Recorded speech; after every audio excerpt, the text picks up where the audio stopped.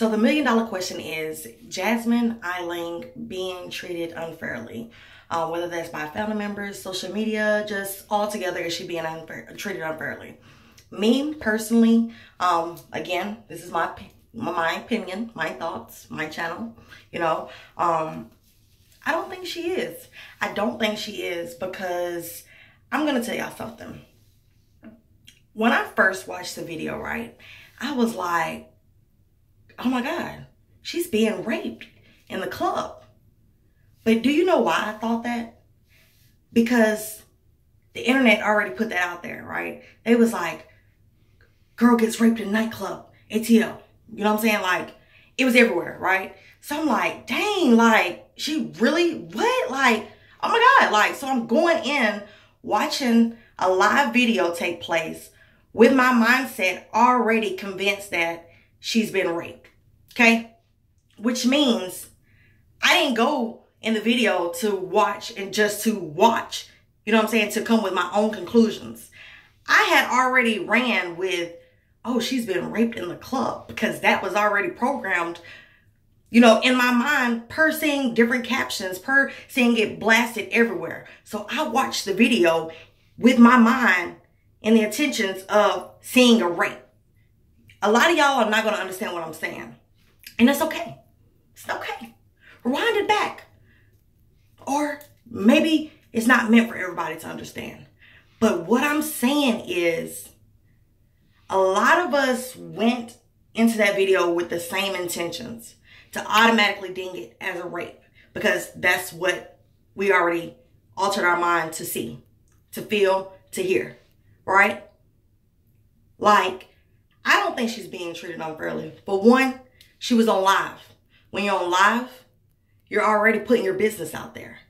You're already saying, okay, y'all come in, y'all tune in, y'all comment, y'all share. You feel what I'm saying? Now, whether or not she should receive negative comments or good comments, or, you know what I'm saying?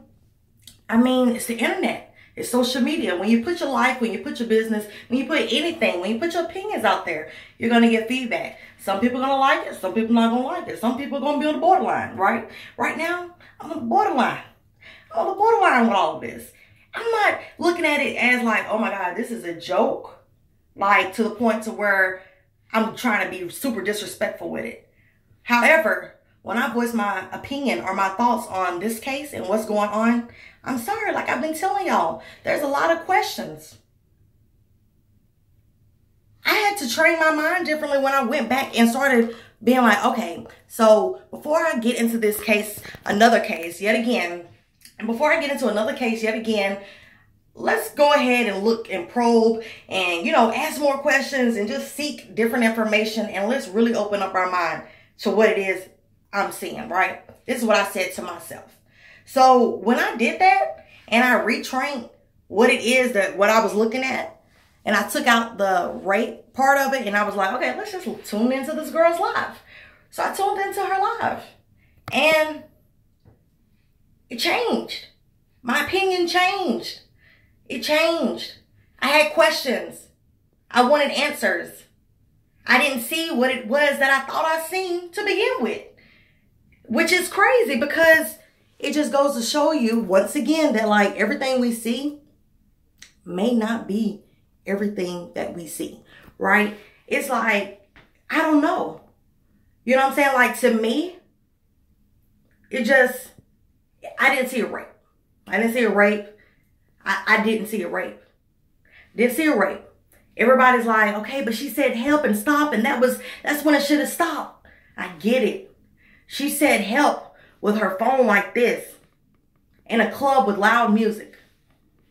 How many of us was going to hear that? If everybody's mind is already altered, everybody is having fun, everybody's adults, because you got to be a certain age to get into a club. Everybody's not looking to go, I need to watch out for this person or babysit this person, or, you know, let me check on this stranger today. You know what I'm saying? Like I told y'all, checking on strangers these days could very well be your killer. You know what I'm saying? And that's not to play with it, but that's just where we're at in life. You know what I'm saying? And everybody knows, even with you not being from somewhere, that's when you're supposed to be extra careful. I'm from Chattanooga.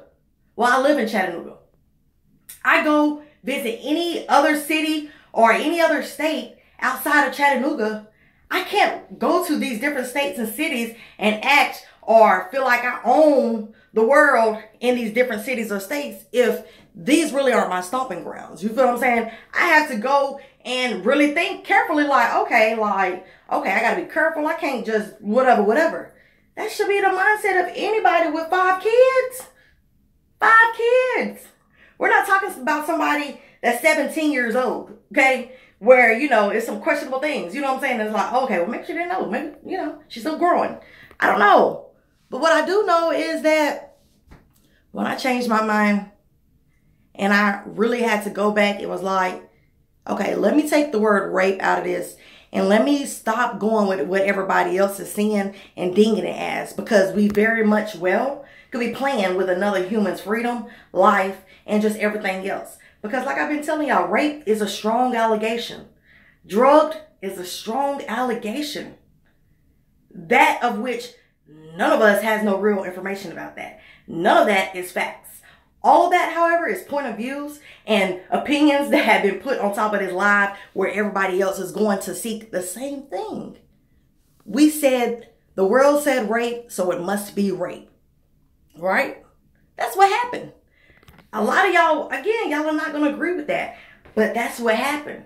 We watched the video with the intentions of seeing a rape instead of watching the video with the intentions of just watching the video and see what we're able to detect on our own.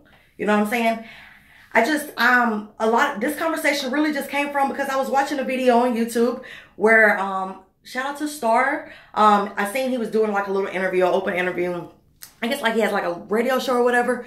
But, it was a girl named Dana or something. She was coming in and she was just like, she was like basically like putting down everybody that is against seeing this as a rape, right? So she was just like going in, which by all means, have your opinion, have it. I always say, let's all have a dialogue, an open dialogue where we can agree and disagree respectfully, right?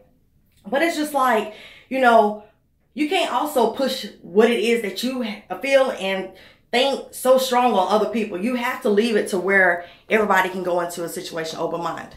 You can't put down somebody else because they don't think like you or they see something totally different. You feel what I'm saying? Like that's not a real reason. You feel what I'm saying? Like I can't explain it, but like, it doesn't make sense. Okay. But I don't know. I was listening to it and I was like, is she being treated unfairly? All of this stuff is out there. Her own lawyer is out, made a statement, which is fact, which a lot of us are even missing. We are missing this. Her lawyer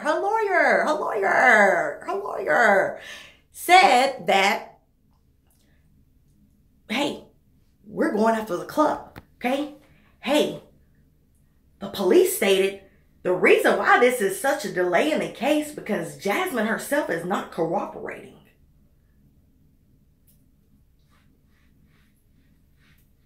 But yet, we done turned into the judge, the jury, the police, the DA. Everybody done turned to all of these different people. And they'll put Dominique in jail. But yet, the person who we feel like that we're taking up for or standing up for is not even cooperating to put this ball on the road, right? So it's like, okay, Then it's like, okay, why go after the club? Okay, what's going on? Yesterday, she was supposed to get out the mental hospital. Did she get out the mental hospital? Did they find drugs? What's the update? What's going on? Like, why is her page still gone? In an open investigation where they stated that her page cannot be deleted or removed. And the videos cannot be deleted or removed because it was an open investigation. When you hear the word open investigation, that means it's open. But when it's like, okay, when you take away the very things that you say that's supposed to be open, when you take those things away and they're closed, it's like, is the investigation closed? Did y'all already come up with a verdict? Like, what's going on? Like, did you find what you were looking for? Because at this point, it's like, so it doesn't make sense at this point. And it's just like, there's a lot of different questions that people are not even understanding. Like, there are so many things that went wrong. Everyone is like Quit victim blaming. Quit victim blaming. Quit victim blaming. If she is a victim, nobody is blaming her. Nobody. However, let's talk accountability. Let's talk about it. Let's talk about accountability. Like, you and I and the rest of us that call ourselves adults, there's this thing called accountability. There were some wrong steps made to go just have a regular night of fun. Okay? That's just being completely honest. If this is a rape,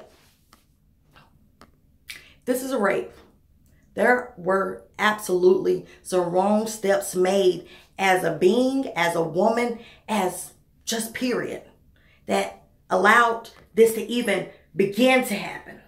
It started with a conversation. It then led to drinks. It then led to dances. It then led to pull my dress down. There are a lot of different things.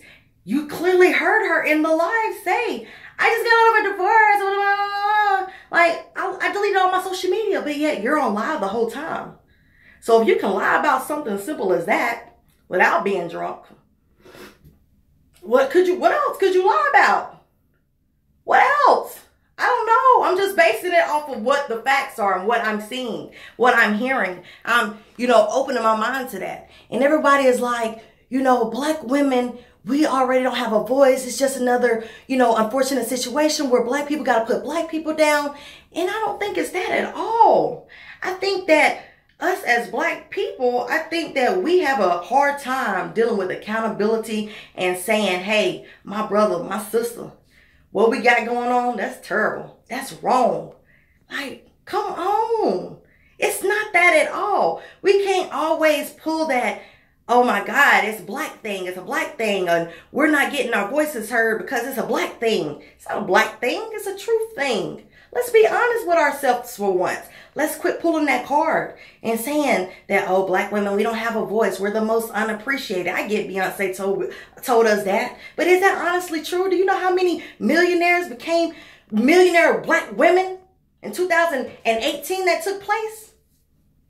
So again, you can't say that we are the most unappreciated women in life if we most of the time don't even walk this life as if we do know a worth, as if we do know that we are appreciated. We don't even appreciate ourselves. So let's quit lying to ourselves. It's not one of those things where it's another situation where Black women don't have a voice. It's not that. It's that when we have a voice, do we really use it the right way? Or are we trying to, have another story to become another victim? We're not looking for pity parties. We just want the truth. So what's the truth?